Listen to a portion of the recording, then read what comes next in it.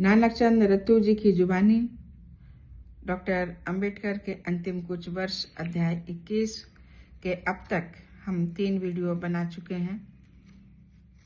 स्मृतियों को चिरस्थायी बनाना, और अब यह चौथा वीडियो है। सबसे पहले आप सभी भाई बहनों को मेरा नमो बुद्धाय, जय भीम। मैं संघमित्रा गौतम, लक्ष्य कमांडर, भारतीय समन्वय संगठन लक्ष्य, लखनऊ से।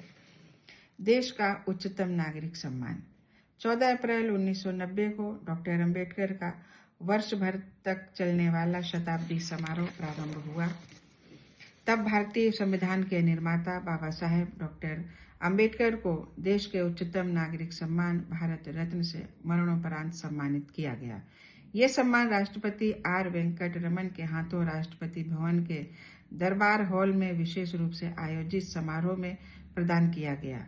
डॉक्टर अंबेडकर इस प्रतिष्ठित सम्मान को पाने वाले 22वें व्यक्ति थे। राष्ट्र ने स्वतंत्रता संग्राम में डॉक्टर अंबेडकर द्वारा दी गई अतिशय सेवाओं तथा जनता की लोकतांत्रिक आकांक्षाओं के लिए आजादी के बाद उनके द्वारा रचित भारतीय संविधान के लिए उन्हें याद किया। इस समारोह में उपराष्ट्रपति डॉक्टर शंकर दयाल शर्मा, प्रधानमंत्री वीपी सिंह, केंद्रीय मंत्रिमंडल के सदस्य तथा पूर्व प्रधानमंत्री वीपी सिंह ने कहा, ये सत्य है कि डॉक्टर अंबेडकर का सम्मान कर हमने स्वयं को सम्मानित किया है। 34 वर्ष बाद देश का उच्चतम नागरिक सम्मान भारत रत्न प्रदान करना उसी तरह से है जैसे कोई कलाकार अपने आराध्य की मूर्ति गढ़े या कोई राजगीर एक मकान बनाए पर निर्माण के बाद उसके आसपास जाने की स्वतंत्रता न दी जाए।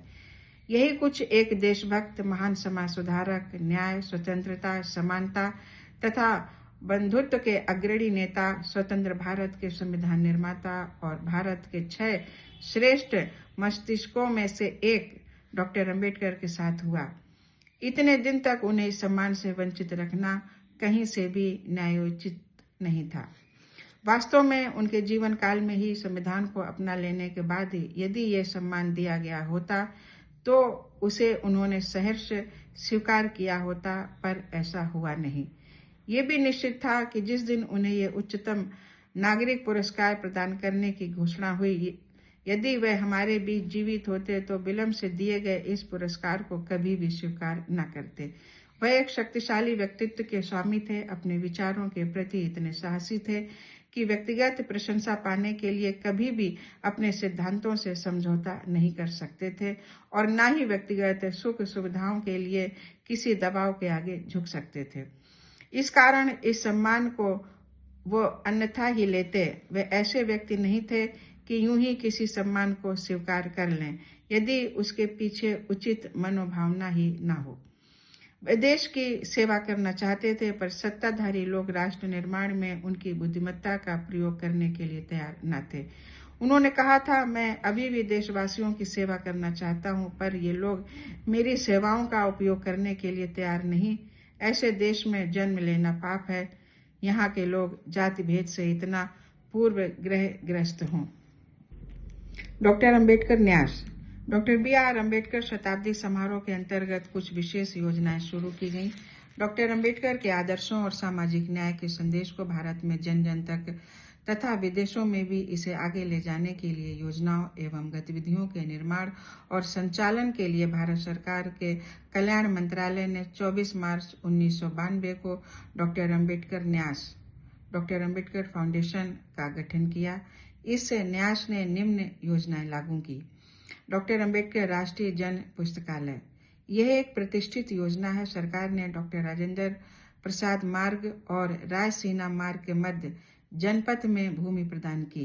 प्रारंभिक योजना तथा संरचना का कार्य मार्ग पर है।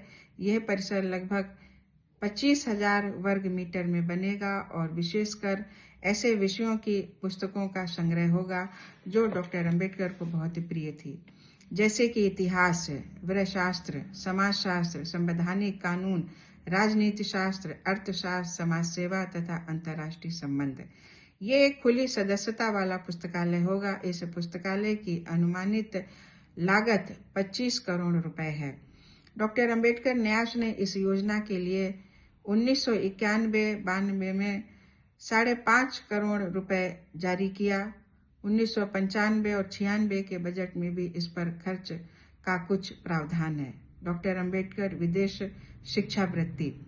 विदेशों में अर्थशास्त्र, समाजशास्त्र, अंतर्राष्ट्रीय संबंध, संवैधानिक कानून आदि के अध्ययन तथा शोध के लिए इस योजना के अंतर्गत 4 वार्षिक पुरस्कार बिना जाति धर्म भेदभाव के प्रदान किए जाते हैं। डॉक्टर अंबेडकर पीठ, इसे 9 विश्वविद्यालयों में स्थापित करने की अनुमति दी गई है। ये हैं मद्रास विश्वविद्यालय, नागार्जुन विश्वविद्यालय, नागपुर विश्वविद्यालय, डॉक्टर BR अम्बेडकर समाज विज्ञान राष्ट्रीय संस्थान महू, जवाहरलाल नेहरू विश्वविद्यालय दिल्ली, लाल बहादुर शास्त्री राष्ट्रीय प्रशासनिक अकादमी मसूरी, अलीगढ़ मुस्लिम विश्वविद्यालय और उत्कल विश्वविद्यालय का राष्ट्रीय समाज विज्ञान संस्थान। डॉक्टर BR अम्बेडकर के लेखों और संभाषणों का अनुवाद तथा प्रकाशन। शताब्दी समारोह के अंतर्गत स्वीकृत की गई योजनाओं में ये योजना सबसे महत्वपूर्ण है। इस योजना के अंतर्गत डॉक्टर अंबेडकर द्वारा रचित लेखों तथा संभाषणों को महाराष्ट्र सरकार ने संग्रहित किया है और अंबेडकर न्यास इसे हिंदी और अन्य 10 भारतीय भाषाओं में अनुवाद कर प्रकाशित करा रहा है। इस योजना में 11 करोड़ 45 लाख रुपए खर्च होने का अनुमान है, जिसमें से 4 करोड़ रुपए अंबेडकर न्यास को प्रदान कर दिए गए हैं, जिससे कि इस योजना को सफलतापूर्वक चलाया जा सके। सामाजिक परिवर्तन हेतु डॉक्टर अंबेडकर अंतर्राष्ट्रीय पुरस्कार। इसमें 15 लाख रुपए नगद, प्रशस्ति पत्र और ताम्रपत्र प्रदान किया जाता है। डॉक्टर अंबेडकर राष्ट्रीय पुरस्कार।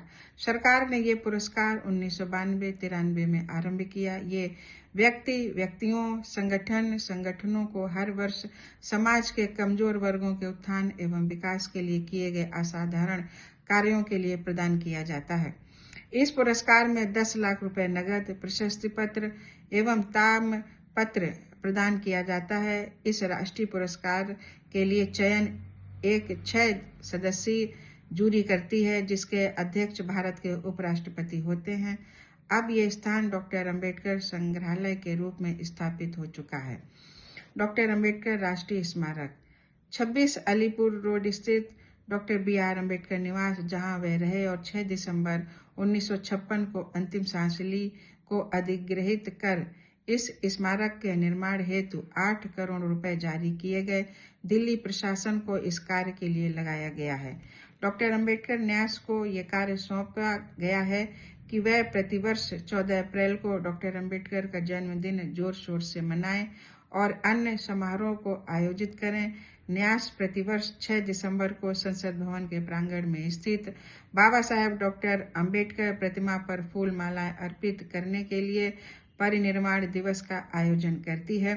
योजनाओं के लिए धन सरकार द्वारा दी गई निधि के ब्याज से प्राप्त होता है। तो साथियों, फिर मिलते हैं अगले वीडियो में। जय भीम।